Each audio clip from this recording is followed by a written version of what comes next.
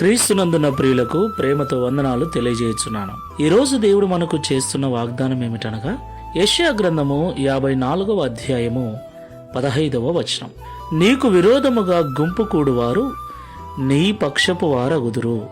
Amen.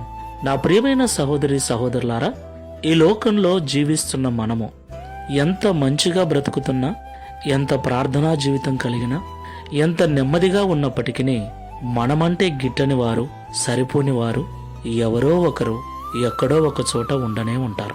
అవును ప్రియులారా, మనము నీతిగా ఉండటం నచ్చనివారో, మనము ప్రార్థనాపరంగా ఉండటం నచ్చనివారో, ఏదో ఒక కారణాన్ని బట్టి మనల్ని ద్వేషించేవారు ఉంటారు. అలాగే మనల్ని చెడగొట్టాలని, మనల్ని ఇబ్బందికి గురి చేయాలని, మనల్ని నాశనం చేయాలని చూసేవారు కూడా లేకపోలేదు. తప్పకుండా ఈ రెండు గుంపుల వారు మన చుట్టే ఉంటారు. అయితే నీకు విరోధముగా గుంపు కూడు వారు నీ పక్షపు వారగుదురని దేవుడి ఉదయకాల సమయంలో మనకు వాగ్దానం చేస్తున్నాడు. దేవునికి మహిమ కలుగునుగాక. అవును ప్రియులారా, మనం ఆరాధిస్తున్న దేవుడు మన శత్రువుల ఎదుటనే మనకు భోజనము సిద్ధపరచగల సమర్థుడు. మనకు శత్రువులైన వారిని మిత్రులుగా మార్చగల సమర్థుడు. అంతటి గొప్ప దేవుడు, ప్రేమగల దేవుడు మనకున్నాడు.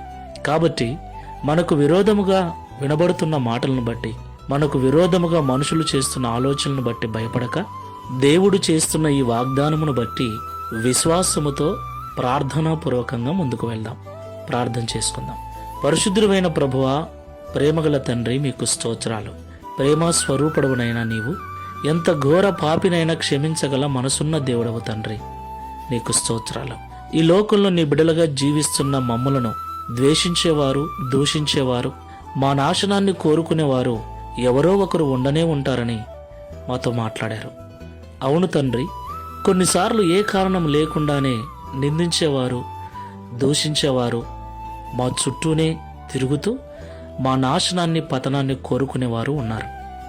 అయితే మేము వారి విషయం పట్టించుకోకుండా శత్రువులను మిత్రులుగా చేయగల సమర్థుడైన నీవు మాకు దేవుడవుగా ఉన్నావని, మాకు విరోధముగా గుంపు కూడుతున్న వారిని ఒకరోజు మా పక్షముగా చేయగల సమర్థుడవని విశ్వసించి నీ మీద నమ్మకంతో వారి కొరకు ప్రార్థించేటువంటి యోబులాంటి మనస్సును కలిగి మేమందరము కూడా ముందుకు వెళ్ళటకు సహాయం చేయమని, తద్వారా ఈ దిన వాగ్దానమును మా అందరి జీవితంలో నెరవేర్చి మీ నామమును మహిమపరచుకొనమని యేసు నామములో ప్రార్థిస్తున్నాము తండ్రి. Amen. Praise the Lord. God bless you.